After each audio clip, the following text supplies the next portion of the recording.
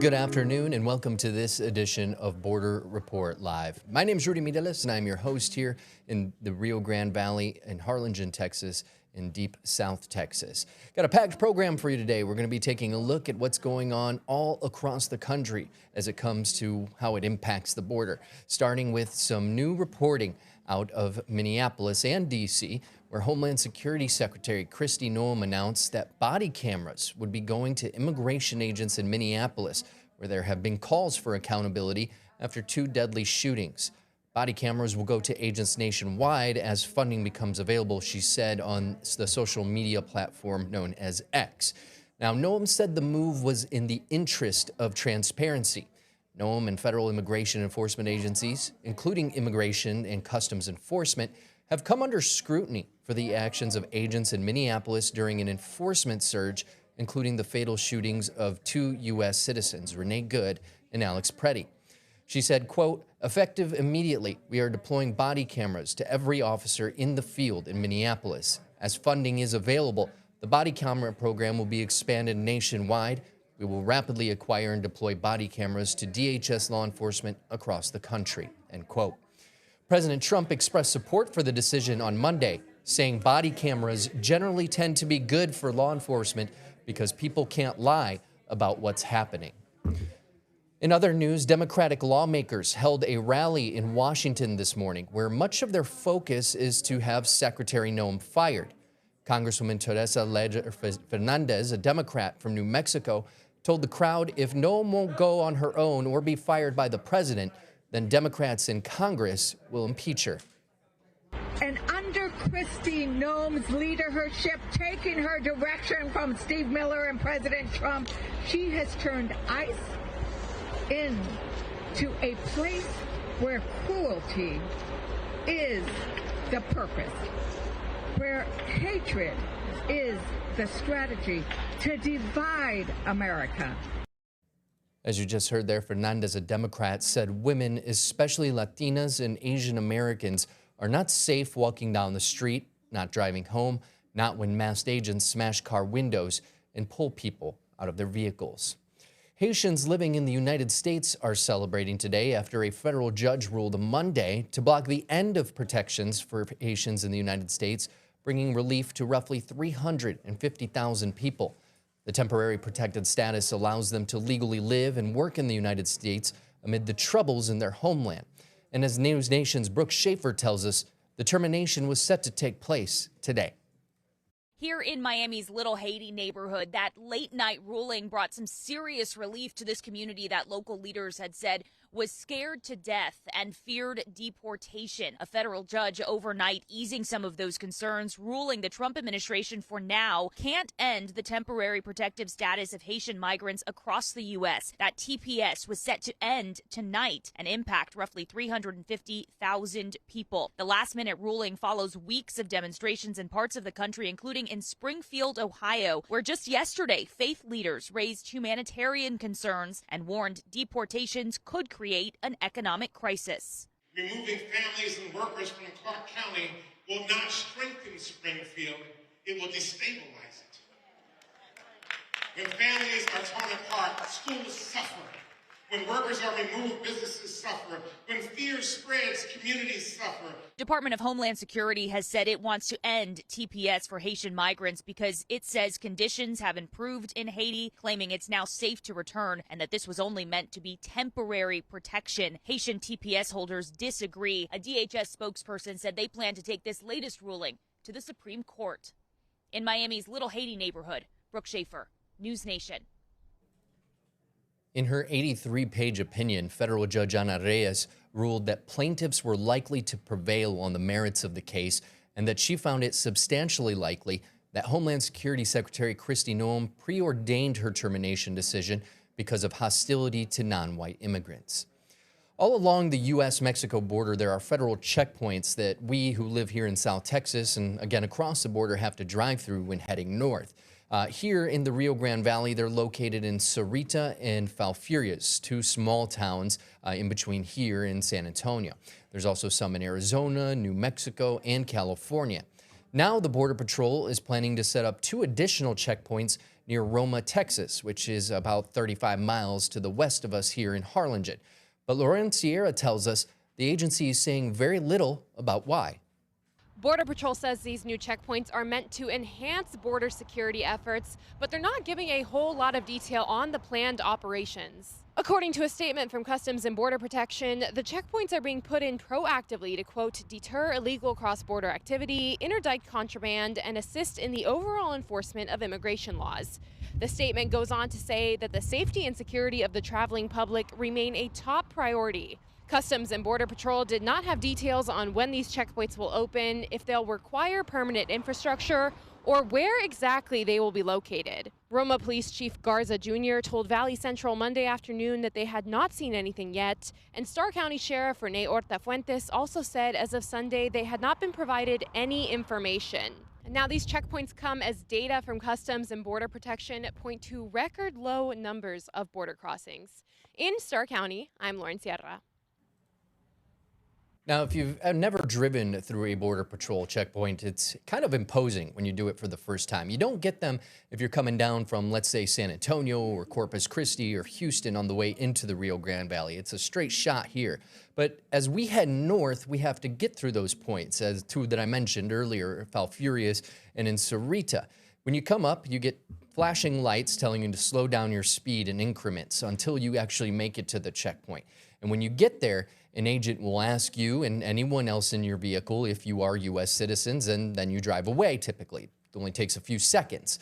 But if the drug-sniffing dogs or even an agent suspects that you might be harboring immigrants in the country without permission, drugs, or other contraband, you get pulled aside into secondary inspection. That's where they start going through your vehicle. They're going to question you, go through your vehicle, and see if they find anything. And of course, if they do, then you could be in trouble with the law. Again, these two new checkpoints, nothing new to those of us who live along the border, but in practice, it is a concern for a lot of people living there as to why, if the numbers, as Lauren mentioned, are dropping when it comes to migrant encounters for Border Patrol agents here in the Rio Grande Valley, why are those makeshift temporary checkpoints being added, and why is it happening so close to the border instead of that 100 miles away or so from the Rio Grande Valley? We're going to continue to stay on top of this, and we'll keep you updated both here on Border Report Live and, as always, on borderreport.com. Mexican visa holders are now thinking twice before crossing into the United States to shop, dine, and stay at local hotels along the U.S.-Mexico border when they do so, whether it's to do those things or maybe visit family members. As we've talked about on this program before, a lot of us have family and go back and forth to see them on a consistent basis. As reporter Sandy Torres tells us, hotel owners depend on Mexican shoppers to fill their rooms on weekends. And I've been in the business for basically my whole adult life. I've been in the business, and even as a kid, helping out in the business. So we've been here a long time doing business. This is Herschel Patel. For 30 years, he and his family have called the Rio Grande Valley home. Patel says for as long as he can remember, he's been a part of the hospitality industry, following into his father's footsteps. And you've liked it so far? Oh yeah, it's great. And the thing is, our culture of hospitality is really strong in the Valley too, right? So Patel says with recent immigration enforcements under the Trump administration, Mexican visa holders are thinking twice before crossing the border to shop, dine, and rest. Patel owns 10 hotels in the Valley. He says the hospitality industry in South Texas heavily relies on Mexican business. It's everything. So the thing is, your Mexican retail is like a indicator of a lot of different things. It's an indicator of how logistics is doing, of how warehousing is doing, because all of those industries kind of rely on that cross-border commerce. Patel says if hotels are feeling this impact, restaurants and shops are also experiencing it. Back in December, Patel says Mexican retail was slower than usual. He believes people are trying to avoid law enforcement at the border. They're not looking to overstay a visa or anything like that, but they also just don't want someone giving them a hard time or ruining their day over inspections and this and that. They just want to get in, do their shopping, get out, go home. Hidalgo County Judge Richard Cortez says people don't want to risk losing their visas. Obviously, they come here legally because they have visas, but many of them says, golly, the atmosphere in the United States right now is not very good to immigrants. So we're really afraid to go there and maybe lose our visas for no reason or for a wrong reason. That was Sandy Torres reporting. Patel says travelers from Mexico make up 30 to 40% of his hotel business, and they're 90% of his business on the weekends. He says they've recently seen a slight uptick in Mexican travelers, and he is hopeful that it will continue to trend that way. And this is something that we've actually spoken about here on Border Report Live. BorderReport.com and South Texas correspondent Sandra Sanchez actually filed a story last summer about this. Mexican shoppers not crossing the border to shop in Texas stores as they had before the pandemic. The share of Texas border city retail activity had decreased in the past 2 decades when the population growth of the region is factored in. According to data from the Federal Reserve Bank of Dallas, part of the stagnation in U.S. sales to Mexican shoppers is being attributed to longer security checks at U.S. ports of entry, deterring those would-be shoppers, and the opening of American big box stores south of the border has decreased the need for Mexicans to cross the border in order to shop, according to the report. Now, again, this is something that we've spoken about here, and if you'd like to see more on Sandra's reporting from this, and that goes for any of our reporting that we talk about here on Border Report Live, or any headlines on anything that impacts the border, you can always visit BorderReport.com. In this particular case, click on the search bar and type in Mexican shoppers, and that's all you have to do, and it'll take you right to that story. We've got more headlines on the way next. Specifically, we're going to talk about the ICE enforcement that's going to be happening at the Super Bowl this weekend. So stay with us. Border Report Live is back in 2 minutes.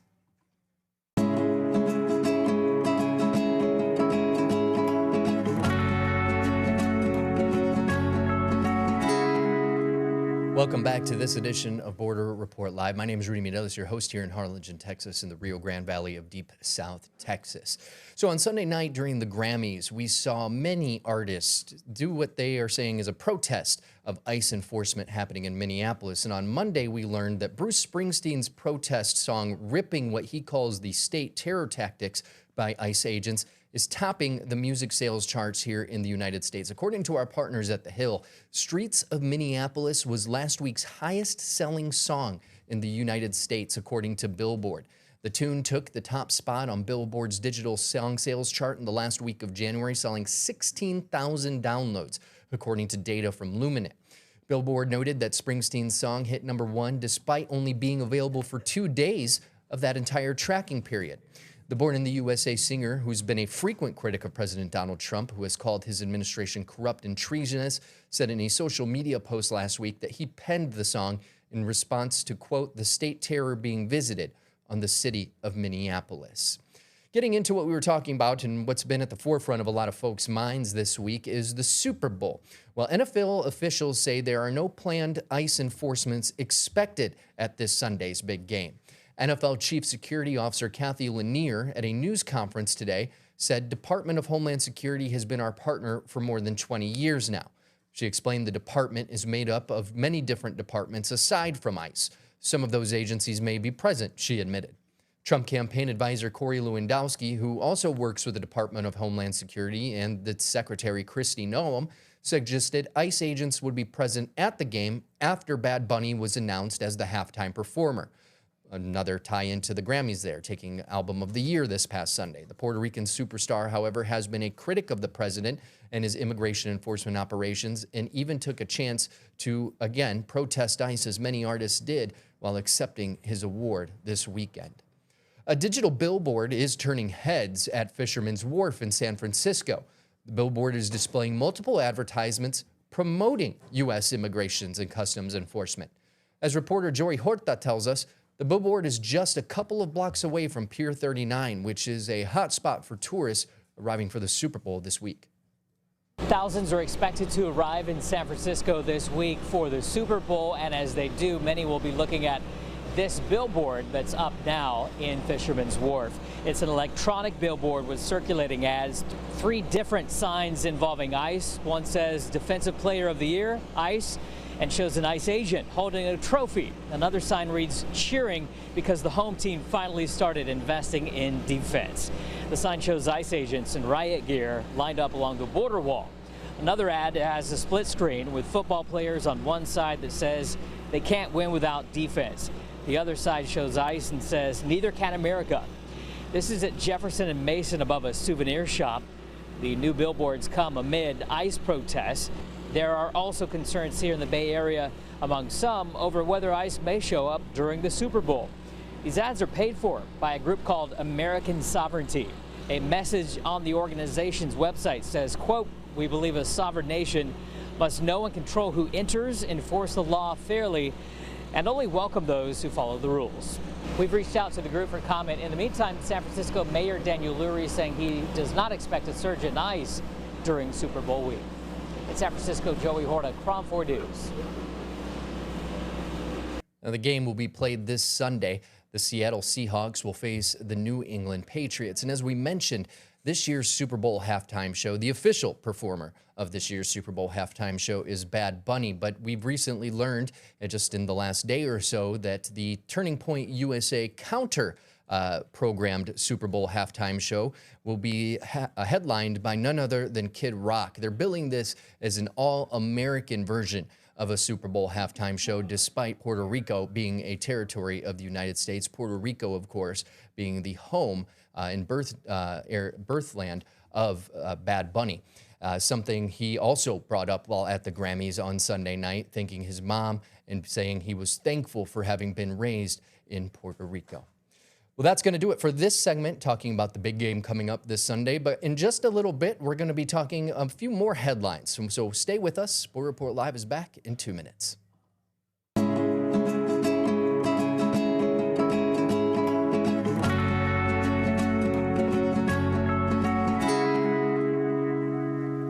And welcome back to this edition of Border Report Live. My name is Rudy Mideles, and I'm your host here in Harlingen, Texas, in the Rio Grande Valley of deep South Texas.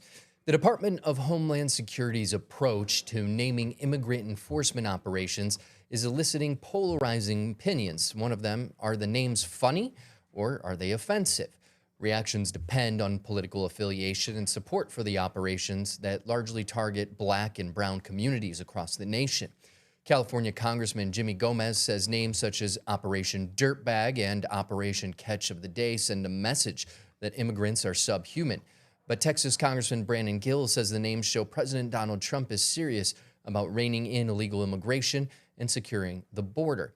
Now, the immigration enforcement operations of the United States are no stranger to having some names that have been controversial. In the 50s, back shortly after the Bracero program, the Eisenhower administration actually had a mass deportation operation happening all across the southern border to what they say send back some of the workers that had come over during World War II to take over the jobs that had been left behind by American servicemen heading off to Europe and the Pacific theaters.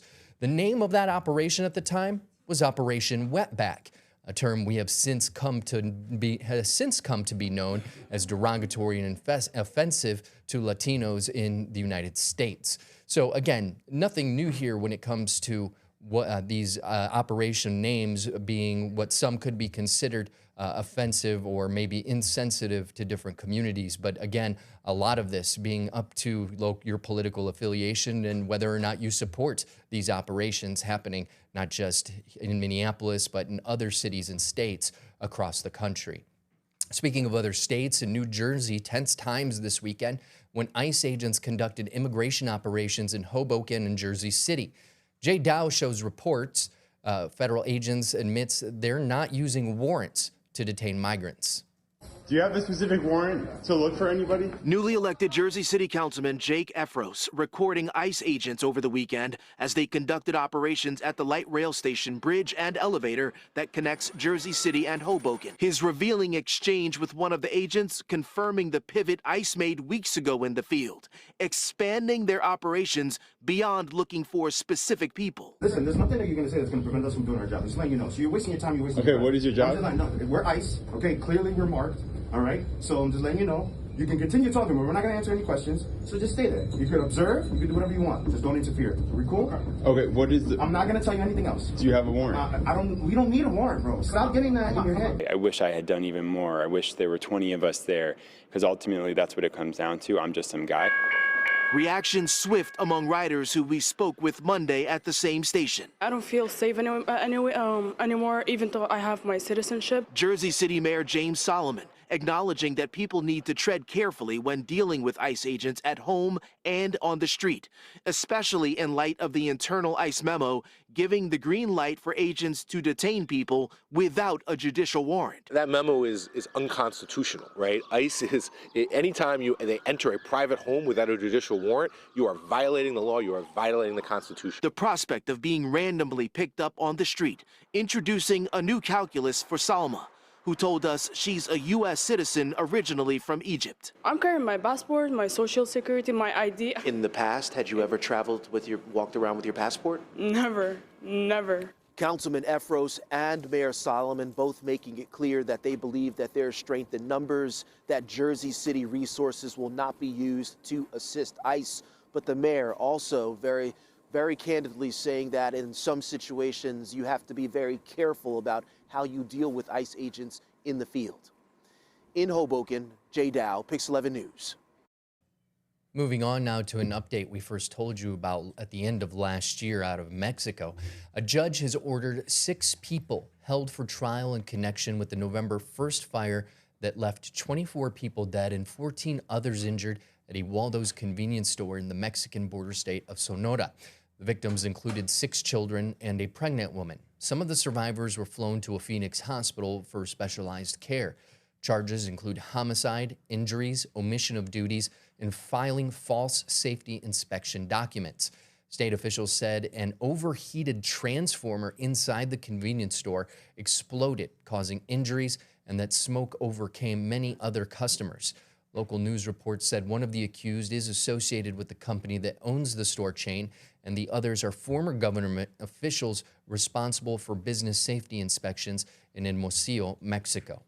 Going back to what we were talking about yesterday with our South Texas correspondent Sandra Sanchez, and that is the New World screwworm making its way to the United States. Luckily, not through South Texas, as we were fearful that it would be the first encounter, but through a horse that was actually imported in South Florida. They were able to test last week, according to the USDA, and as we told you, they found that horse did test positive for screwworm. We talked about this a lot because it's something that could have billions of dollars of economic impact on the cattle industry in the U.S. It could lead to billions of dollars lost in cattle, and it could cost us a lot more to put food on the table. And this is something that's very concerning for a lot of folks, not just across South Texas, but across the country as a whole. We have since learned that they are going to be dropping sterile flies, as we told you about yesterday. Pretty cool, actually, marked with some kind of fluorescent fluid that way they can tell when they catch them in traps the different flies from the natural born flies. But what was interesting about that, I think the most interesting about that, is that they're going to drop these flies, and that the female fly only can lay eggs once in her lifetime. And they're hoping that those flies can take the further propagation of these flies off the table. Now, the last place it was found was about 70 miles south of us here in South Texas. Now, just for a little context, it is 240 miles from here to San Antonio, Texas, about half that distance, or a little more than half, to Corpus Christi. These are trips that people in South Texas make on a regular basis, whether to go see family and friends, and same thing, heading down south. Reynosa, Monterrey, Mexico, is one of the top destinations for folks living in the upper Rio Grande Valley. In Hidalgo County, that is not that much further from 70 miles away. So these are trips that people take very often. But we've been covering this a lot because it is so important. So if you'd like to learn more about the screwworm, where it is now, and what both the state of Texas and the USDA are doing to solve the problem before it becomes a problem, you can read more on borderreport.com. Just click on the search bar and type in screwworm.